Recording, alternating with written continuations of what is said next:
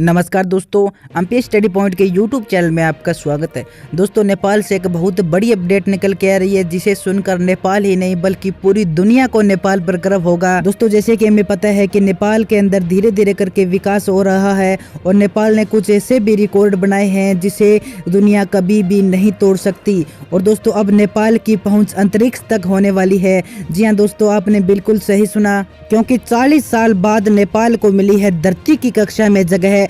अब नेपाल सैटेलाइट की तैयारी में है। जी हाँ दोस्तों, 4 दशक के बाद हिमालयी देश नेपाल को जियो स्टेशनरी ऑर्बिटल स्लॉट मिल गया है। यानी नेपाल को धरती के ऊपर अंतरिक्ष में अपनी सैटेलाइट लॉन्च करने के लिए एक कक्षा निर्धारित कर दी गई है।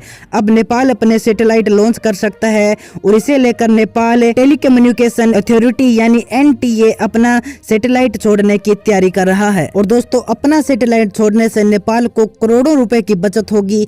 एनटीए नेपाल की संचार व्यवस्था, ब्रॉडकास्ट और एविएशन को लेकर पहले सैटेलाइट की तैयारी में जुट गया है। टेलीकम्युनिकेशन यूनिट यानी आईटीयू ने नेपाल को 1984 यानी 1984 में ऑर्बिटल स्लॉट दिया था, लेकिन धरती के ऊपर कक्षाओं में ज्यादा ट्रैफिक होने की वजह से उसे सैटेलाइट छोड़ने की अनुमति नहीं मिल पाई थी। और दोस्तों, अब नेपाल ने अपनी कनेक्टिविटी बढ़ा ली है। नई टेलीकम्युनिकेशन पॉलिसी आ रही है, इसलिए नेपाल की सरकार ने पिछले साल सितंबर में आईटीयू से उसका स्लॉट देने की अनुमति मांगी थी, जो अब उसे मिल गई है।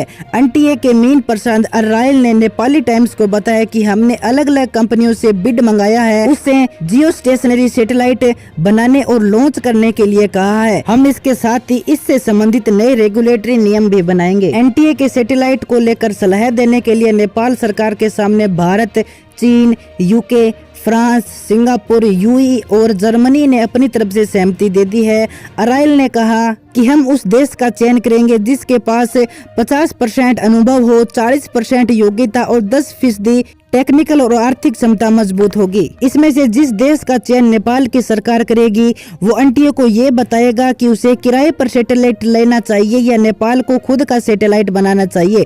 साथ ही वो देश यह भी मदद करेगा नेपाल की कि साल 2022 तक सैटेलाइट बनाने और उसे लॉन्च करने के लिए क्या क्या तरीके हैं, कौन सी बेहतर कंपनी या देश हो सकता है। नेपाल के सैटेलाइट प्रोजेक्ट पर करीब 35 बिलियन नेपाली रुपए खर्च होगा। यानी भारतीय मुद्रा में अगर हम बात करें तो 2190 करोड़ रुपए खर्च होंगे।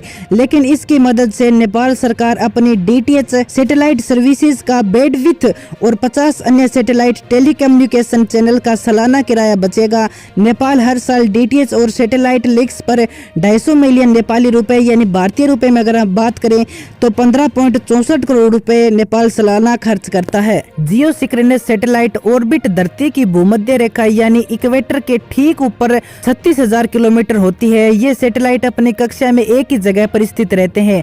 जिस देश का सैटेलाइट है उसी देश का उस पर फोकस रहेगा।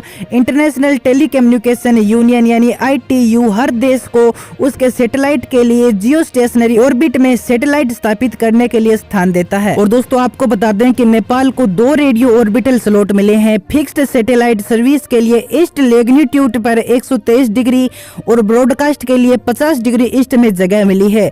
ये दूसरी बार है जब एनटीए ने अपने सैटेलाइट प्रोग्राम के लिए दूसरे देशों से बिड मांगी है।